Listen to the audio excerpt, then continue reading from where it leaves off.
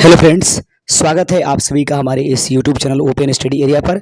जैसा कि आपको मालूम है कि बिहार स्टेट एग्ज़ाम 2026 के लिए 17 अगस्त से एग्जामिनेशंस के लिए फॉर्म फिलअप किए जाएंगे। ऐसा जो है खबर सामने आई और ऐसा नोटिफिकेशन बिहार बोर्ड की तरफ से जारी किया गया। तो दोस्तों याद रखेंगे, सिर्फ फॉर्म ही नहीं भरना होगा बल्कि स्टेट सबसे पहले क्लियर करना ज़रूरी है और उसके बाद आप पीपीएससी के द्वारा जो है अब नए सिरे से एग्जाम्स जो होंगे वह पीटी और मेंस लिए जाएंगे, ये भी खबर में थे। तो सबसे पहले स्टेट पास करना बहुत इंपॉर्टेंट है। तो जो भी व्यक्ति स्टेट एग्जामिनेशंस 2026 देने जा रहे हैं उसके लिए जो शिक्षण की कला होती है वह हमारी team open study area YouTube channel जो है उसकी तैयारी कराती है।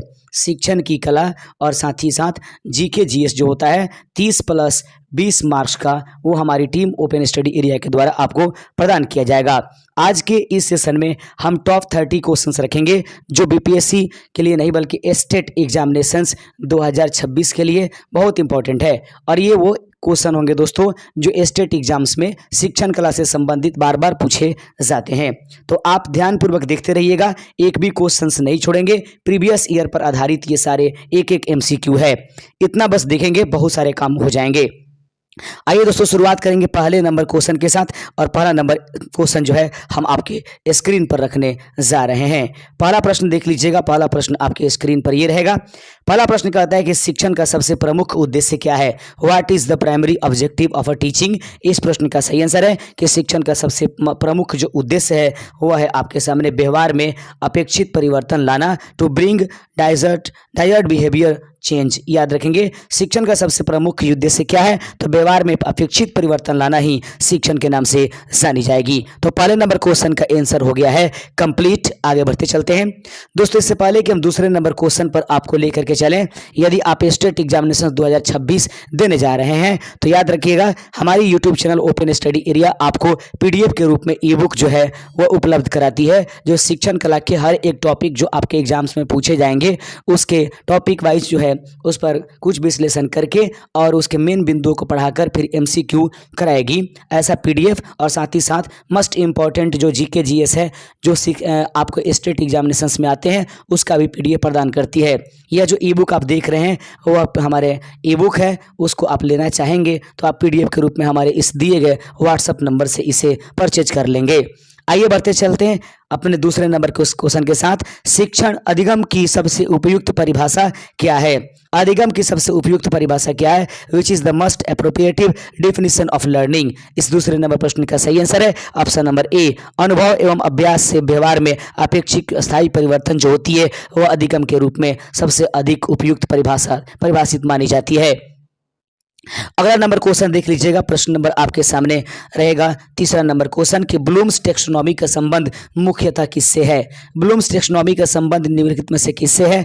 तीसरे नंबर प्रश्न का सही आंसर है ऑप्शन नंबर बी, शैक्षिक उद्देश्यों से, एजुकेशनल ऑब्जेक्टिव से।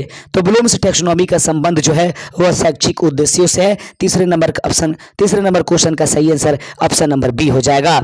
चौथा नंबर क्वेश्चन देखने जाइए। चौथा नंबर क्वेश्चन आपके सामने है कि ब्लूम्स रिवाइज टैक्सोनॉमी में उच्चतम संज्ञानात्मक स्तर कौन सा है? ब्लूम्स रिवाइज टैक्सोनॉमी में उच्चतम संज्ञानात्मक स्तर निम्नलिखित में से क्या है? तो दोस्तों याद रखेंगे कि ब्लूम्स के रिवाइज टैक्सोनॉमी में उच्चतम संज्ञानात्मक जो स्तर है उसको हम और आप जानते हैं सृजन करना, यानी क्रिएशन को ब्लूम्स रिवाइज टैक्सोनॉमी में उच्चतम संज्ञानात्मक स्तर पर रखा जाता है। आप देख रहे हैं open study area YouTube channel. दोस्तों मेरे यूट्यूब चैनल पर आप पहली बार आ रहे होंगे तो चैनल को सब्सक्राइब कर दीजिएगा, वीडियो को लाइक करके इसे हाइप जरूर कर दीजिएगा। आइए बढ़ेंगे पांचवें नंबर क्वेश्चन के साथ। पांचवा नंबर क्वेश्चन है कि निम्न में से कौन सी विधि विद्यार्थी केंद्रित है? निम्न में से वो कौन सी विधि है जो विद्यार्थी केंद्रित है? Which is the following is the learner centred? याद रखेंगे इस प्रश्न का सही आंसर है पांचवें का ऑप्शन नंबर सी, चर्चा विधि। निम्नलिखित में से वो कौन सी विधि है जो विद्यार्थियों के लिए केंद्रित होती है? वह चर्चा विधि यानी डिस्कशन मेथड के रूप में जानी जाएगी। आइए बढ़ेंगे छठे नंबर क्वेश्चन के साथ। छठा नंबर क्वेश्चन है, प्रश्न कहता है कि सूक्ष्म शिक्षण यानी माइक्रो टीचिंग का मुख्य उद्देश्य क्या है? सूक्ष्म शिक्षण यानी कि माइक्रो टीचिंग का मुख्य उद्देश्य क्या है? What is the main purpose of the micro teaching? इस छठे नंबर प्रश्न का सही आंसर है ऑप्शन नंबर बी, शिक्षण कौशलों का अभ्यास एवं सुधार ही सूक्ष्म शिक्षण का मुख्य उद्देश्य के रूप में जाना जाता है। सातवां नंबर क्वेश्चन आपके सामने है। प्रश्न कहता है कि पाठ योजना का मुख्य उद्देश्य क्या है। पाठ योजना का मुख्य उद्देश्य निम्नलिखित में से क्या है। सातवें का सही आंसर है ऑप्शन नंबर ए, शिक्षण को व्यवस्थित बनाना। पाठ योजना का मुख्य उद्देश्य क्या है, तो शिक्षण को व्यवस्थित बनाना ही पाठ योजना का मुख्य उद्देश्य माना जाता है। आइए बढ़ेंगे आठवें नंबर क्वेश्चन के साथ। आठवां नंबर क्वेश्चन है कि एक प्रभावी शिक्षक की सबसे महत्वपूर्ण विशेषता क्या है। एक प्रभावी शिक्षक की सबसे महत्वपूर्ण विशेषता क्या है। आठवें का सही आंसर हो जाएगा विषय एवं विद्यार्थियों की आवश्यकताओं की समझ। एक प्रभावी शिक्षक की सबसे महत्वपूर्ण विशेषता है कि विषय एवं विद्यार्थियों की आवश्यकताओं की समझ उसके पास होना जरूरी है। ये प्रीवियस ईयर पर आधारित और प्रीवियस ईयर के क्वेश्चन है दोस्तों, और मोस्ट इंपॉर्टेंट है, ये क्वेश्चन दोहराए जाते हैं। आप हमारे चैनल से जुड़ सकते हैं, आप इसका जो है मेंबरशिप ले सकते हैं, या फिर आप हमसे पीडीएफ के रूप में ई बुक जो है वह परचेज कर सकते हैं। तो मेरे प्यारे साथियों, बढ़ेंगे अपने 9वें नंबर क्वेश्चन के साथ, और 9वां नंबर क्वेश्चन आपके स्क्रीन पर है। कक्षा में प्रभावी संचार के लिए सबसे आवश्यक क्या है। कक्षा में प्रभावी संचार के लिए सबसे आवश्यक क्या है। याद रखेंगे 9वें नंबर प्रश्न का सही आंसर है ऑप्शन नंबर सी, दो तरफा संचार। याद रखेंगे कक्षा में प्रभावी संचार के लिए निम्नलिखित में से क्या आवश्यक है, वह है दो तरफा संचार, अर्थात 2 वे कम्युनिकेशंस जरूरी होती है। आइए बढ़ेंगे 9वें नंबर के बाद क्वेश्चन नंबर 10 पर, और 10वां नंबर क्वेश्चन आपके स्क्रीन पर ये रहेगा। निदानात्मक मूल्यांकन अर्थात डायग्नोस्टिक जो एवेल्यूशन होती है उसका मुख्य उद्देश्य क्या है। प्रश्न है कि निदानात्मक मूल्यांकन का उद्देश्य क्या है, तो 10वें नंबर प्रश्न का सही आंसर है ऑप्शन नंबर बी, सीखने की कठिनाइयों की पहचान करना निदानात्मक मूल्यांकन का मुख्य उद्देश्य के रूप में जाना जाता है। बढ़ेंगे अपने 11वें नंबर क्वेश्चन के साथ। कहता है प्रश्न दोस्तों कि फॉर्मेटिव असेसमेंट कब किया जाता है। फॉर्मेटिव असेसमेंट कब किया जाएगा। 11 का सही आंसर हो जाएगा ऑप्शन नंबर बी, शिक्षण प्रक्रिया के दौरान जो है during the teaching learning process. अधिगम शिक्षण प्रक्रिया के दौरान फॉर्मेटिव असेसमेंट कब किया जाता है, तो अधिगम शिक्षण प्रक्रिया के दौरान जो है वो फॉर्मेटिव असेसमेंट किया जाता है। 11 का ऑप्शन नंबर बी इस प्रश्न का राइट आंसर हो जाएगा।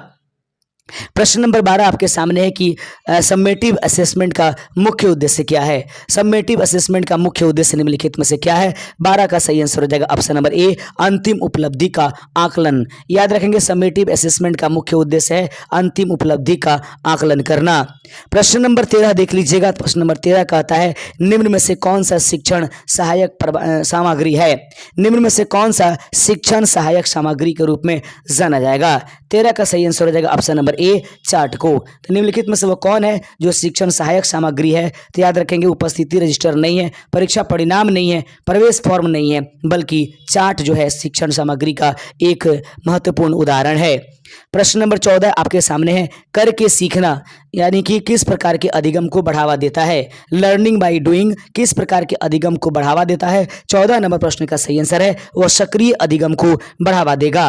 प्रश्न नंबर 15 आपके सामने हो जाएगा। प्रश्न नंबर 15 कहता है दोस्तों कि कक्षा प्रबंधन का मुख्य उद्देश्य क्या है।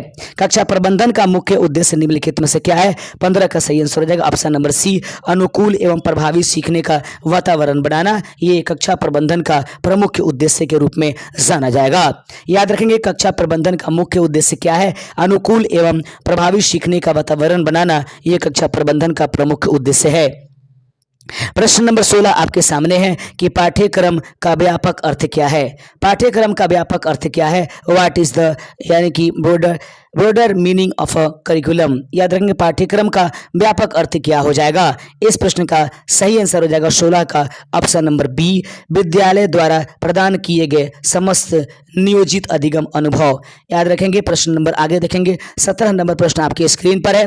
शिक्षण की कौन सी विधि समस्या समाधान क्षमता को अधिक बढ़ावा देता है। प्रश्न है कि शिक्षण की कौन सी विधि समस्या समाधान क्षमता को अधिक बढ़ावा देता है। 17 नंबर प्रश्न का सही आंसर है ऑप्शन नंबर ए, समस्या समाधान विधि। शिक्षण की कौन सी विधि समस्या समाधान क्षमता को अधिक बढ़ाएगा। सही आंसर होगा समस्या समाधान विधि जो है वह शिक्षण की वह विधि है जो समस्या समाधान को अधिक बढ़ावा देता है। आगे बढ़ते चलते हैं। 18 नंबर क्वेश्चन आपके पास है। ज्ञात से अज्ञात किसका सिद्धांत है। ज्ञात से अज्ञात की तरफ जाना किसका सिद्धांत माना जाता है? 18 का ऑप्शन नंबर ए, यह शिक्षण के अंतर्गत आता है। प्रश्न नंबर देख लीजिए, 19 नंबर क्वेश्चन आपके स्क्रीन पर है। सरल से जटिल सिद्धांत का अर्थ है। सरल से जटिल सिद्धांत का अर्थ निम्नलिखित में से क्या है? 19 का सही आंसर हो जाएगा ऑप्शन नंबर डी, सरल अवधारणाओं से जटिल अवधारणाओं की ओर बढ़ाना। याद रखेंगे, सरल से अधिक सिद्धांत का अर्थ क्या है? सरल से जटिल का मतलब होता है कि सरल अवधारणाओं से जटिल अवधारणाओं की ओर बढ़ना। आगे बढ़ेंगे।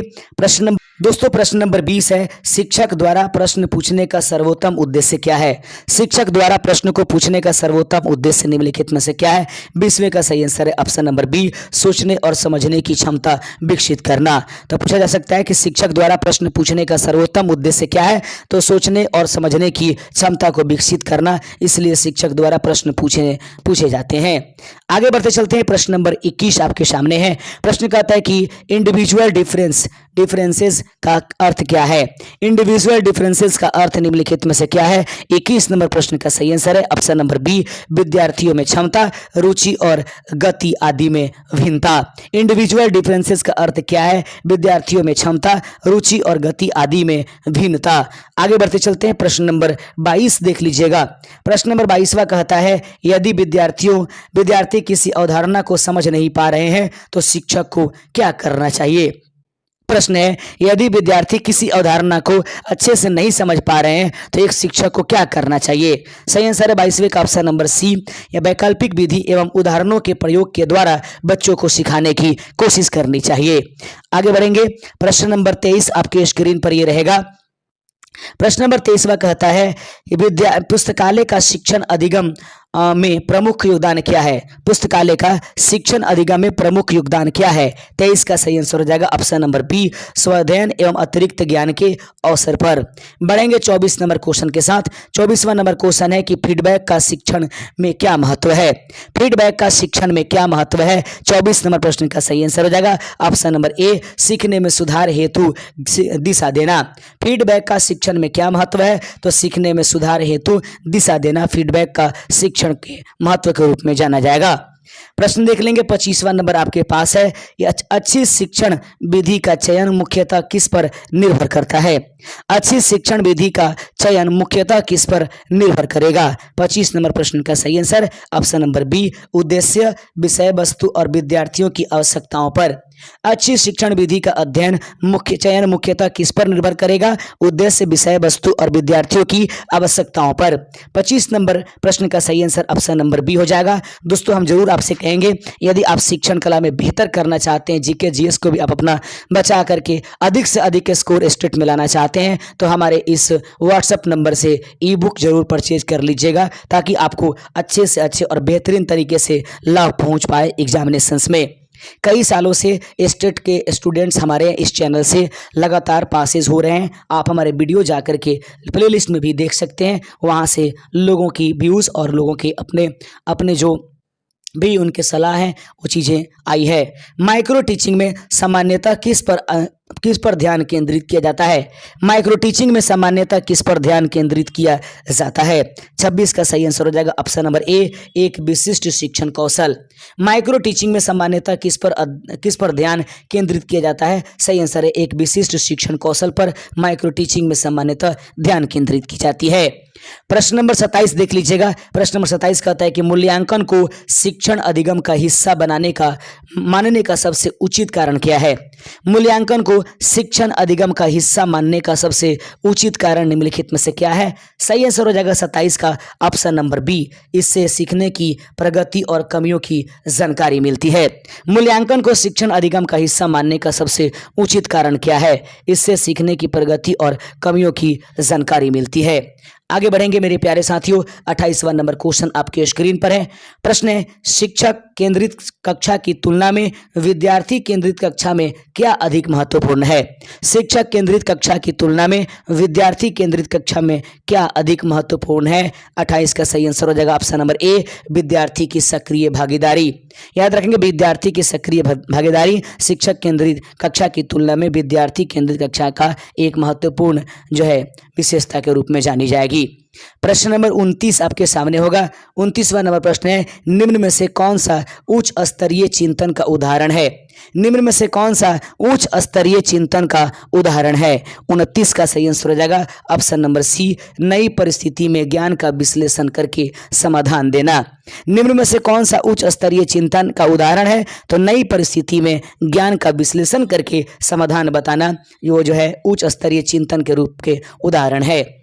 दोस्तों 30वां और अंतिम नंबर क्वेश्चन हम आप लोगों के लिए छोड़ जाते हैं ताकि हमें यह समझ में आए कि हाँ, बिहार स्टेट एग्जामिनेशंस वाले कैंडिडेट हमारे इस चैनल पर वीडियो को शुरू से अंत तक देख पा रहे हैं और हमें वीडियो को लगातार जारी रखने की कोशिश करनी चाहिए। तो प्रश्न आपके सामने है, एक आदर्श शिक्षक की भूमिका सबसे अच्छी तरह किससे व्यक्त की जाती है? गलत हो या सही हो, आप आंसर जरूर कमेंट कीजिएगा ताकि हमारे अंदर मनोबल आए और हम लगातार स्टेट एग्जामिनेशंस आपको पास कराने में अधिक से अधिक सफल प्रयास कर पाएं। दोस्तों आज के इस वीडियो में, इस सेशन में बस इतना ही सा क्वेश्चन, और ये क्वेश्चन इंपॉर्टेंट है, जरूर देख जाइएगा। जय हिंद।